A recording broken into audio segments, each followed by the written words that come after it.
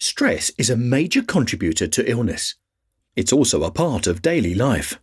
Between work, family, health, and everything else we deal with on a regular basis, it's pretty hard to avoid stress altogether. But reducing the amount of stress we allow into our lives can make a big difference in our health and outlook. Scientist Hans Selye, known as the founder of stress theory, stated, "It's not stress that kills us, it is our reaction to it." Since it's difficult to have no stress at all, it may be helpful to think about how we want to handle it. But how do you reduce stress in your life when it seems to be coming at you at every turn? Let's take a look at some stress reduction techniques that may help. Know your triggers. When you think about what really sets you off and creates stress in your life, what is the first thing that comes to mind? That first thought is usually the truth.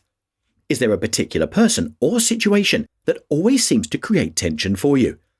When you can identify who or what triggers you to become stressed, you may be able to divert the emotion before it reaches you. For example, if you often receive criticism from a boss, acquaintance, or co-worker, you may become conditioned to start stressing at the very sight of them. Rethinking how you want to react can give you the upper hand on your emotions before they get out of control. Other common triggers can be things like having too much to do, slow-moving traffic, demanding people or situations that don't meet your expectations. Most stress occurs because things are different than how we want them to be. It's a matter of how your brain detects things that are not in alignment with how you believe they should be. Acceptance. One technique that may get you started in the right direction is practicing acceptance. Begin to realize what you have control over and what you don't. You can't control the number of cars on the road or the way that other people drive. You can't control what comes out of other people's mouths. Basically, you can control what you think, what you say, and what you do. What you cannot control is whatever is not your own actions. You can't control your co-workers, but you can control how you react to them. You can't control the weather, the traffic, or the problems that other people are having. But you can control what you choose to do in these circumstances. Acceptance doesn't mean that you welcome whatever it is you are experiencing. It just means you accept what is happening and are able and willing to respond in a way that you choose. You are not at the mercy of your emotions. Author Dan Millman wrote, "You don't have to control your thoughts. You just have to stop letting them control you." Plan and prepare. Knowing how you want to respond to stressful situations in advance will give you a steady platform when the unexpected happens. Make a plan for what action you will take in any given situation. Similar to an emergency go bag, you can be prepared in advance. If other people's comments typically throw you off course, you may want to learn to dismiss them. Buddha said, "If someone offers you a gift and you don't accept it, to whom does it belong?" By using this philosophical thought, you can simply refuse to accept their comments. It's only their opinion. And why give your power away to someone else's opinion? If it's traffic delays and bad drivers that push your blood pressure to the boiling point, ask yourself if it's within your control to change it. If not, then think about how you want to respond in this situation. Giving yourself extra time when traveling can help you feel less stressed. Have empathy for the other people around you. A common saying to remember is that everyone you meet is carrying some kind of burden, so be patient with them. Slow breathing or thinking about pleasant memories might help you feel calmer until things start to move again. Preparing for stressful situations is essential, and personally, I use the illustrations from my videos as a valuable tool in my arsenal. For example, if you're struggling with a sense of overwhelm, I'd take 5 minutes and go through an illustration about the problem.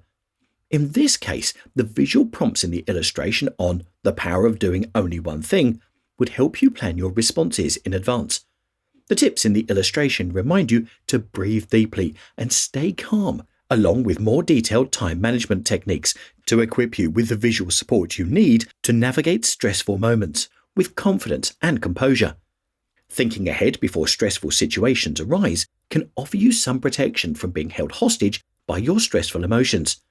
Exercise regularly, eat healthful foods, and monitor your activities so you don't become overwhelmed. Set realistic goals. Stress can occur when you put too much on yourself. Taking on too many projects without enough time to finish them can create stress and pressure. By setting realistic goals and using time management tools to schedule your tasks, you may avoid stressful burnout. Be mindful of your expectations for yourself. Don't put the bar so high that it becomes a nightmare. 2 questions to ask yourself are, what am I doing and who am I doing it for? If you're taking on other people's work, you may be overloading your resources. If someone asks you to do something, it's okay to say no. Don't take on more than you can handle. Saying no to overworking on something is saying yes to self-care. The power of breath. Despite our best intentions and all of our preparation, there are going to be times when stress takes over and something needs to change to return to a more relaxed state. Observing your breath is a good place to start. Breathing is something we often take for granted, but it's an integral part of how we react to stress. Oftentimes, in stressful situations, we might find that we hold our breath. Another stress response is shallow breathing. Both of these affect chemical changes in our bodies that upset the balance and prevent normal functioning of our body systems. The good news is that changing your breathing can bring you back to a relaxed state and allow you to think with more logic and clarity. It can be hard to talk yourself down in an emotional moment, but deep breathing can bypass your anxious feelings. Research shows that deep breathing can slow your heart rate and stimulate the vagus nerve. This triggers your parasympathetic nervous system to help calm you down. Pro golfer Byron Nelson said, "One way to break up any kind of tension is good deep breathing." Switching off.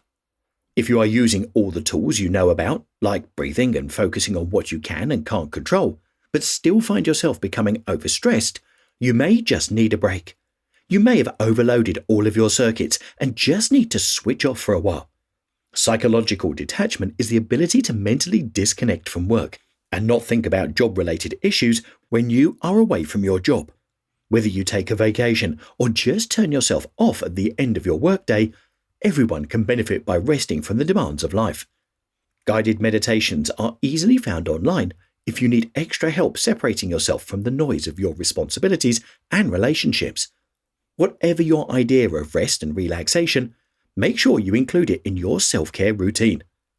Laughter is the best medicine. One last reminder to reduce stress in your life is to remember to laugh. It not only feels good to laugh and feel happy, but laughter has beneficial effects on our bodies as well. When you laugh, your body produces chemicals that make us feel good. When you smile, you trigger your brain to believe that things are fine. Even if you don't think you have anything to laugh about, you can always laugh along with someone else. Funny movies, stand-up comic routines, and silly jokes are available from many sources.